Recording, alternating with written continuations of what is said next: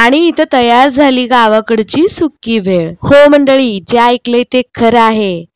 गावाकडची भेळ ही नक्कीच गावाकडची भेळ आहे।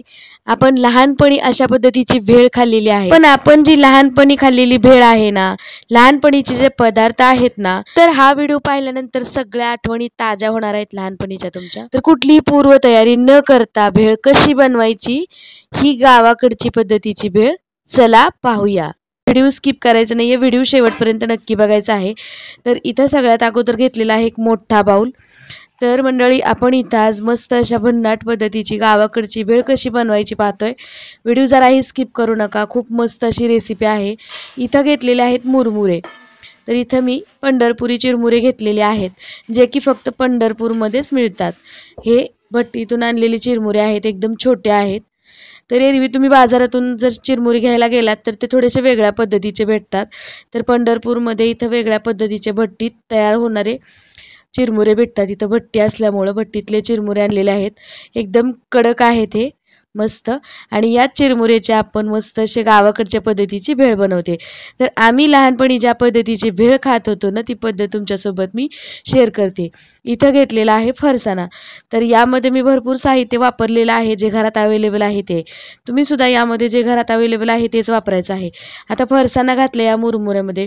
साधारण एवढ्या मुरमुऱ्यामध्ये आपल्याला 3 ते 4 माणसांसाठी 4 डिश भरून इथं भेळ तयार होते। तर इथं मी घातलेली आहे शेव।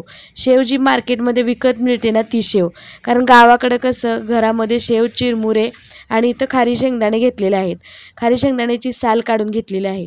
फरसाणा सुद्धा सगळ्यांच्या घरामध्ये इझिली अवेलेबल असतो। आणि इथं बारीक चिरून टोमॅटो घेतलेला आहे। टोमॅटो घातला, कांदा घातला। इथं कुठल्याही पद्धतीची चटणी किंवा इथं आपण कुठल्याही पद्धतीचा चिंचेचा कोळ इथं काहीही न वापरता एकदम भन्नाट अशी टेस्टी भेळ करतोय।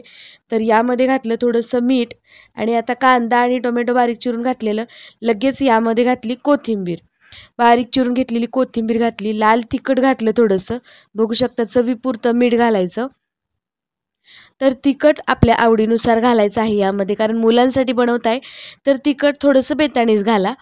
तर यामध्ये घातलं थोडंसं गोड तेल, म्हणजेच खायचं तेल।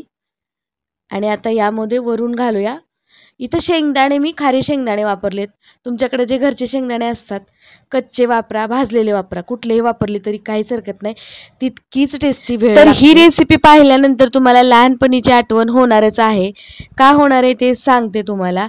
कारण लहानपणी आमची आई आम्हाला जर भेळ करून कशा पद्धतीची देत होती, तीच पद्धत मी तुमच्यासोबत शेअर केलेली आहे। यातलं एखाद दुसरं सामान कमी जास्त होऊ शकतं।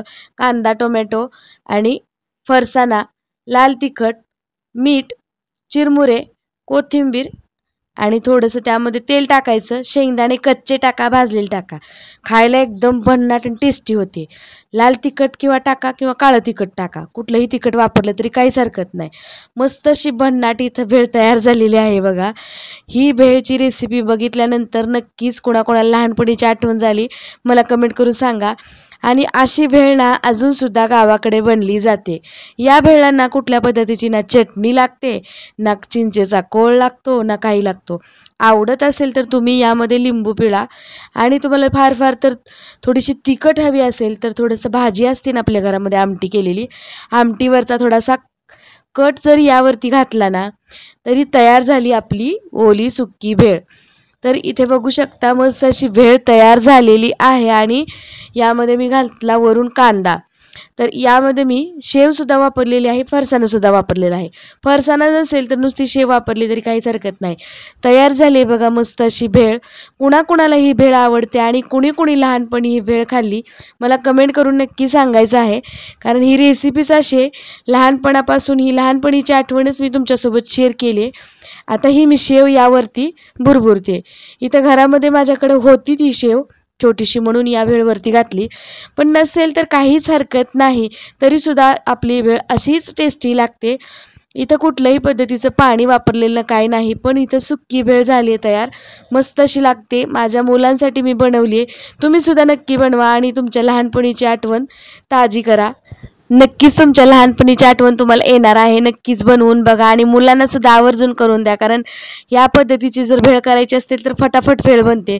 यासाठी कुठलीही पूर्वतयारी करायची गरज नाही. त्यामुळे नक्कीच तयार करा अशा पद्धतीची भेळ आणि मुलांना द्या. मुलांना सांगा आपण लहानपणी काय-काय खात होतो आणि कशा पद्धतीनं आपली आई घरामध्ये आपल्याला भेळ बनवून देत होते. तर रेसिपी कशी वाटली मला कमेंट करायचं आहे आणि चॅनेलवर नवीन असाल ना, चॅनेलला सबस्क्राईब करायचं आहे. चला मंडळी, पुन्हा भेटूया अशाच एका छानशा साध्या सोप्या गावाकडच्या रेसिपीसोबत. तोपर्यंत मस्त खावा आणि मजेत राहावा. व्हिडिओ पाहिल्याबद्दल धन्यवाद.